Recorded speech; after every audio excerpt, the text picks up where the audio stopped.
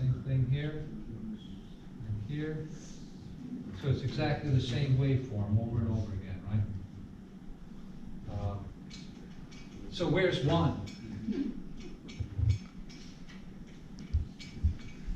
we should find Waldo first.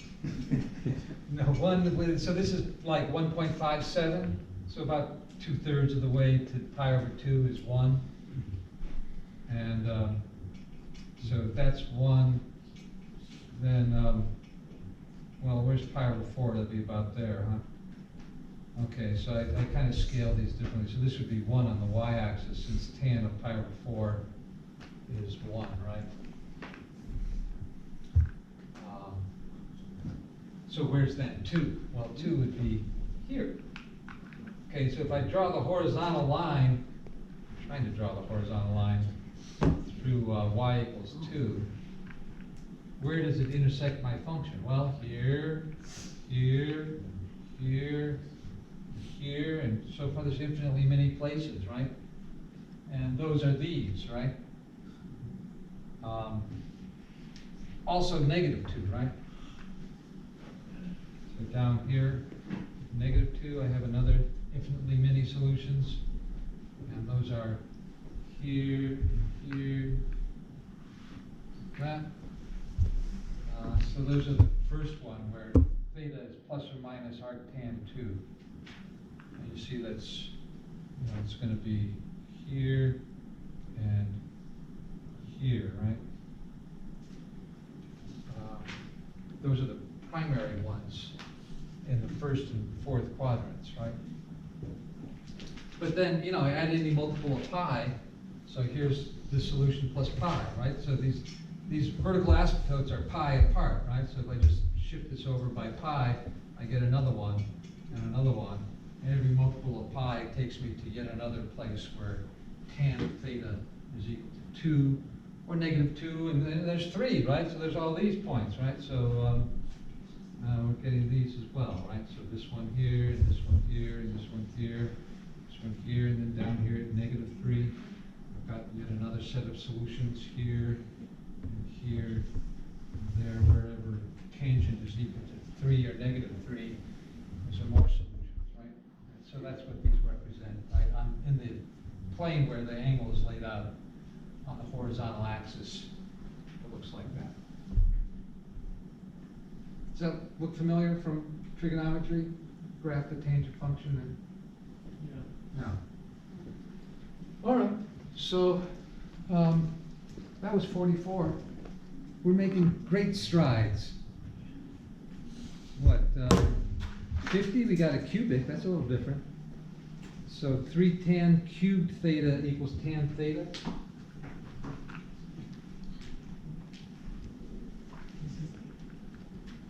Did I say 50? Yeah, number 50, so 7.4, number 50. 3 tan cubed theta equals tan theta. Well, I should divide both sides by tan theta, right? Well, isn't there a conflict just the way you put that? Because that would be like 3x to the third power is equal to x, right? Yeah, you could think of it, if you were to let x equal tan theta, then you have 3x cubed equals x. Is your only option at that point 0, or am I missing something? Yeah, you're missing something. Okay. But, 0, you're getting something too, right? Which is that 0 is a solution, right? And that's what you would miss if you divided by tan theta, right? Because if tan theta is 0, you can't divide by it. So rather than taking the approach, I'm going to divide both sides by tan theta, what you should do is say, I'm going to get 0 on one side and factor and deal with it that way, right? So if I say 3 tan cubed theta minus tan theta equals 0, that's an equivalent equation, just subtracting the same thing from both sides, the subtraction property of equality. Now I'm going to factor, right? So I'm going to say, okay, 3, I can factor out tan theta, either on the left or the right. I'm factoring it out on the right. Yeah.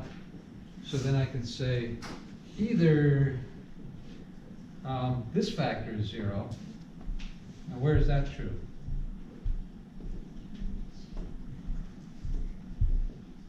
Well, we can go to our diagram over here, right? Where is the tangent function equal to 0? Well, it's equal to 0 at 0. Tan of 0 is 0. Pi, 2 pi, negative pi. Are you taking a pattern?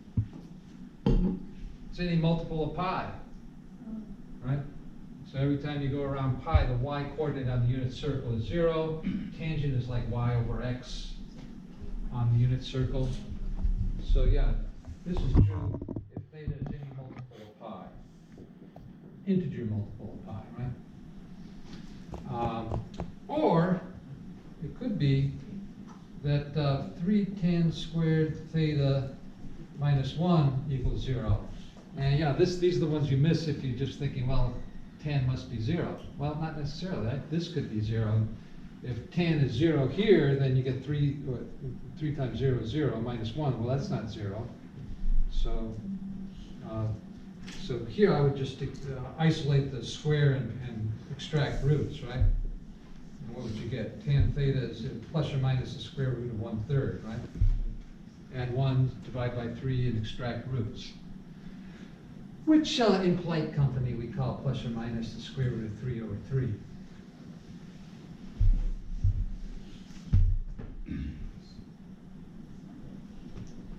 Are those well-known benchmark values?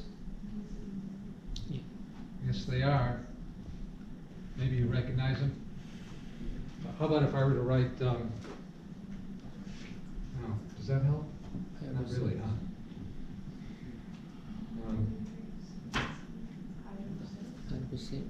Well, if I were to write it like this, plus or minus 1 over the square root of 3, that's also true, isn't it? Yeah. So you multiply the top and the bottom by the square root of 3. But if I write it like this, then I can say, look, I can divide by 2 on the top and the bottom. I still have that ratio. And now, you see sine is 1/2 and cosine is root 3 over 2. That's a benchmark place, right?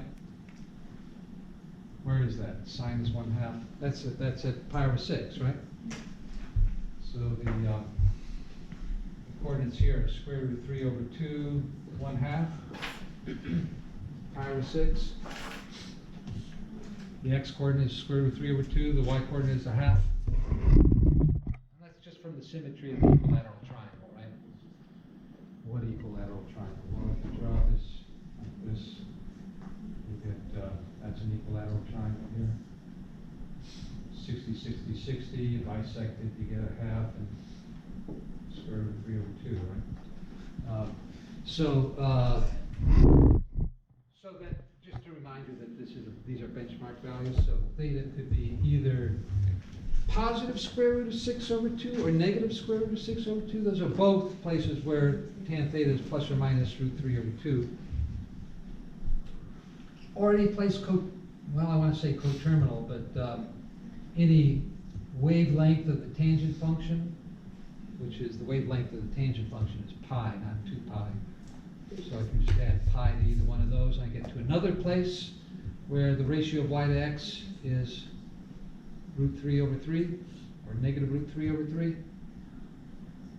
And those are all my solutions. Either theta equals k pi, or theta equals plus or minus root 6 pi, plus or minus pi over 6 plus k pi. Here, the example you pointed out on the right where it was going in intervals of pi, and that was okay. Yeah, tangent does that. Yeah, does the solution work with this one, or is it just these two values here that you put in squares? Yeah, no, you can, yeah, so, I mean, you can do the same thing. So here's pi over 2, negative pi over 2, pi, 3 pi over 2. Well, Negative pi, is this what you mean? so I was getting at, tangent's going to be sine divided by cosine, so... Yeah, well, that's tangent, right? Yeah, so as you cross into pi, your cosine is going to be 0, right?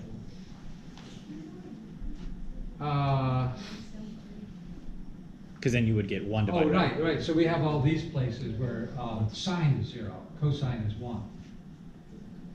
Right, so 0 over 1 is 0. Oh, okay. But the other way around is what I was thinking. Yeah, and then these other places, root 3 over 3 is about 0.57 or something. So this is 1, this is like here, right? So square root of 3 over 3 is going to be about there, and negative square root of 3 is about there. So we get all these values here, plus all these values up here. Or we could, find them on the circles as well. So does this apply to cotangent too as well? Basically, Yeah, cotangent is you just make sure that your divisor. shifted by pi over 2 and then reflected upside down, so. You just goes the other way. make sure that your divisor is not going to be 0 in that case. So basically, you want to make Yeah, sure you that. want to, avoid 0 in the denominator, but, right. Okay. All right, so, how about 56, just to wind this up? There's some interesting problems about diffraction of light and Snell's law, which is some interesting stuff. They say that light